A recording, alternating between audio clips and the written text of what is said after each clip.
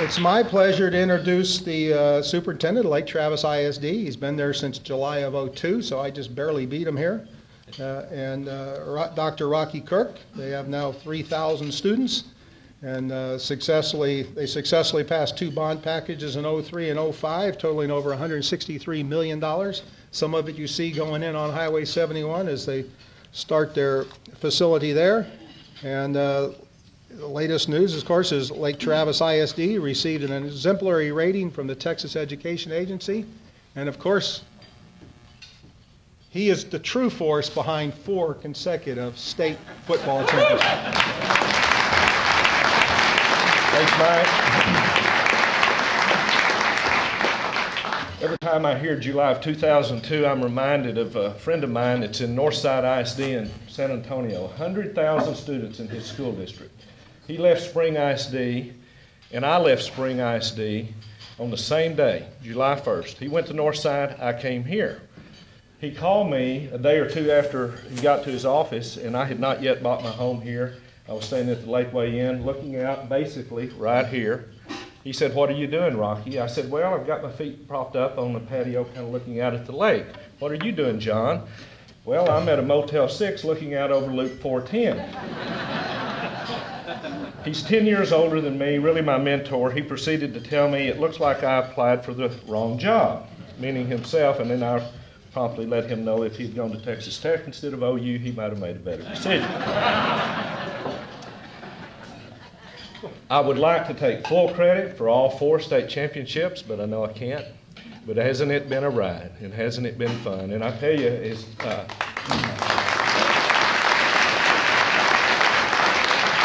I'm going to talk about that and our girls volleyball state championship in just a minute or two, but as you all know, the legislature is in session, and we kind of joke about the legislature sometimes. I was standing by Senator Kirk Watson over at Bee Cave Sunday at the parade, and he agreed with me that probably we would be better off, rather than them meeting for 140 days every 2 years, to meet for 2 days every 140 years. When the legislature is in session, we kind of hunker down and pay attention and protect our own interests, and certainly sometimes we need to do that. But we are hopeful that they won't hurt us too bad, and during this session we'll talk about that in a minute. This is a wonderful community, and we're optimistic in Lake Travis ISD, and I hope you have a sense of optimism that maybe the sun has come out, things may turn around, and maybe we'll head into better days than we've had the last couple of years. I don't know what it is. They're just intangibles in this community, in our school district, that make this, I think, the most special place to live and raise a family and to have a business. And I think that everybody's just looking for reasons to be optimistic, and I think we have a good reason to be. I've got the best superintendent's job in the state of Texas, no doubt.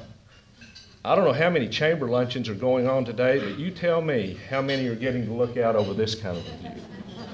I think we win that.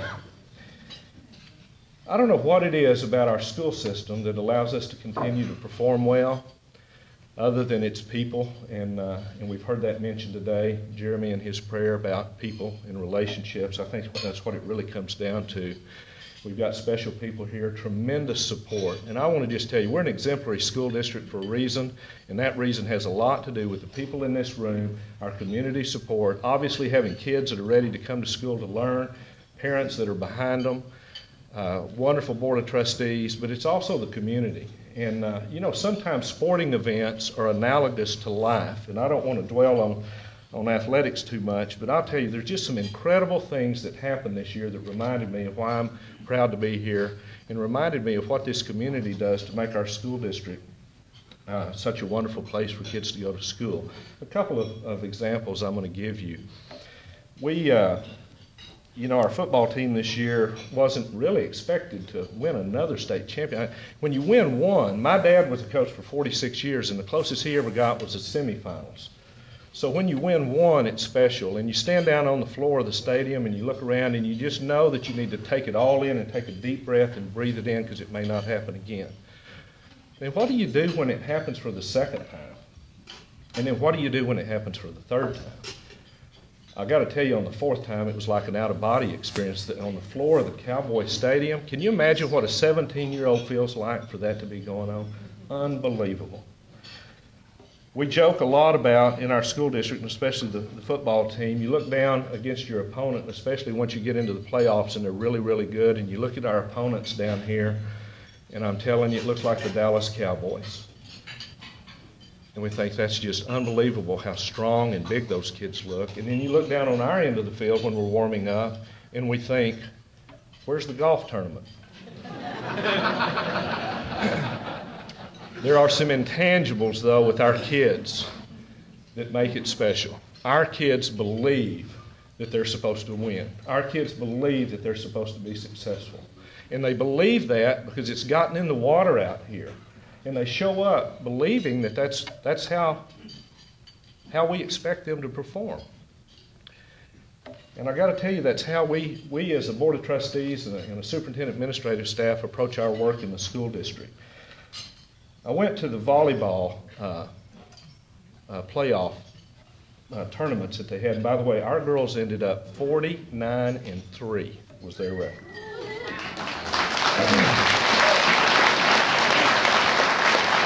If you haven't been to a high school volleyball match, you've got to win 3 out of 5 to win the match. Our girls showed up and they had to play Richardson Pierce High School, who had delivered 3 of those losses to them earlier in the season, I believe. And they promptly went out and lost the first 2. And I was just heartbroken because I thought they'd had such a good run. They just turned around and won the next 3. And that's just indicative, another example of what I'm talking about is success and optimism and knowing that you're down sometimes and the wind blows against you. You got to walk into the wind, and sometimes it's cloudy and raining and the hell's beating up on you, but the sun does come out. And I think it's for those reasons that we are so optimistic in our school district that our very best days are ahead. And it's because of you, it's because of this community, and like I said, the parents, business leaders have been tremendous in supporting our endeavors and what we're trying to accomplish in our school district. I'm going to go ahead and throw out the big topic. Don't stop chewing. Don't let yourself get indigestion. Let's get the negative out of the way, and then I'm going to build some rationale around it for why we're having to do what we've got to do. We've got to have a bond election. And we've been planning on, at least studying the possibility of this for the last 12 to 15 months as administrative team and working with the Board of Trustees in work study sessions. And at the last meeting, the Board of Trustees authorized me to constitute a bond advisory committee, which we are pretty much finalized in getting that list together. That group will start meeting in March. We'll work through April into the first part of May. And then that community-based bond advisory committee will make its recommendation to the board in late May before school is out, if the board chooses to call the election and take their recommendation in a November election. And so I want to talk to you just a minute about why it's necessary, why we think we need to do this, and I really don't want you to think that we're just insensitive bureaucrats over here in the school district that have our head in the sand and don't realize that there's a lot of rhetoric and there's a lot of reasons for not having a bond election and the potential tax increase that comes along with it. You know, our Board of Trustees is charged with protecting the integrity and the quality of the education that our kids get in this school district, and for giving us what resources are available to them to do that. And then it's my job and our administrative team and our faculty and staff to take those resources and make the very most out of it that we can. I'm really proud that we have reached exemplary status in our school district. A lot of things have to line up right for that to occur. And as proud as we are of the athletic achievements, there's nothing that compares with having an exemplary rating, because that speaks to the academic success of what's going on in our classrooms. Financially in our school district, we're in pretty good shape, but there's a storm looming on the horizon, and it's going to be a hurricane we're going to have to weather. We're still sending money back in the form of Robin Hood payments. No, Robin Hood's not dead. $29.1 million this last year went back to the state of Texas. We're recaptured, or we have to send back about 50 cents of every tax dollar that we collect in the school district. Now, I'll speak more to that in a minute. Since 1995, when we first started having to pay the Robin Hood payments, we have sent out about $250 million back to the state of Texas. We have an $80 million budget, operating budget. We've got about $22 million in our fund balance, or really that's our savings account that's undesignated. And we have a AA plus underlying bond rating. And you business people in here may or may not be familiar with that, but Standard & Poor, Fitch Rating Services come in and they rate us based on their optimism. How optimistic are they about our future, our financial strength? How have we managed the resources and the money that we have? And I'm proud to tell you that we stand here today as one of only 7 districts out of 1,050 in the state of Texas that has a AA plus underlying bond rating. And I think that says a lot about the Board of Trustees, their conservative stewardship, and their expectation that we manage our money smartly. Susan and her group does our demographic study each year, and she does a very thorough, broad-based, and a really excellent job of telling us what we can expect. She looks 10 years out. Now, it gets a little iffy after about 5 years. When you start looking 10 years out, it gets really iffy. But she's been really on target on this over the last few years. We use that demographic study to help us plan for facilities. We never want to be a district that's reacting to something. We would rather respond or use data smartly to guide us in what we're going to need in terms of capital items for our, building schools and paying for school buses and those kind of things.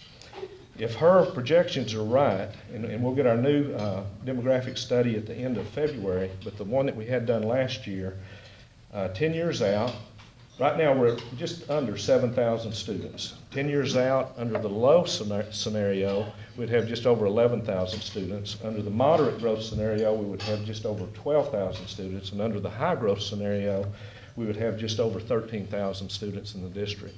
We have been, for the last couple of years, tracking on a moderate to high growth rate in spite of the economy. It's just crazy.